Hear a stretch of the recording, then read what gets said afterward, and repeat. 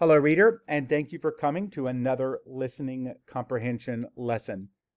As the other lessons before, for listening comprehension, you will have to answer questions solely based on your listening.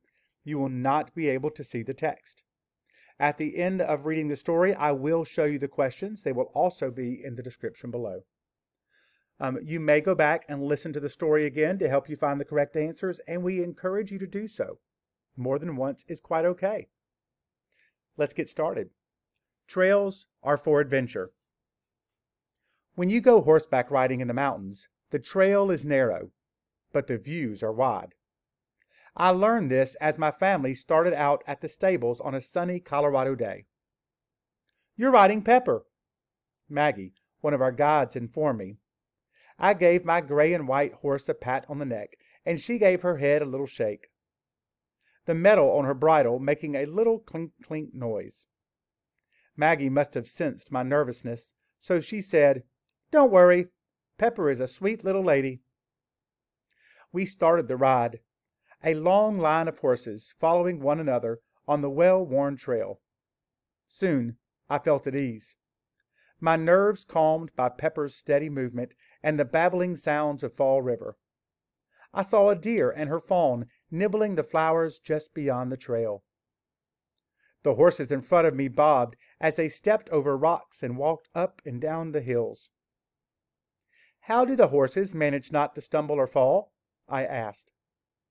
"These horses are very sure-footed and well-trained," Maggie replied.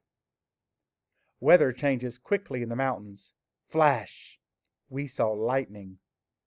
Riding along, our dry day turned wet. The cold rain came in sheets, and soon our clothes were soaked through. Then it began to hail. We were pelted by solid and heavy ice.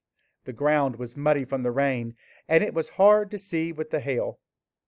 I looked out in front of me and could no longer see the trail of horses. I gulped in panic. Was I lost? How long ago had I been separated from everyone else? I was about to cry out for help when Maggie appeared by my side and took Pepper by the bridle. "It's okay," she said. "Pepper would have found her way to the cabin, but I'll lead you there now."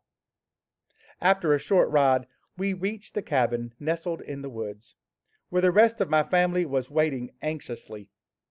They wrapped me in a warm blanket, and we sat by the fire as I told them the tale of my adventure.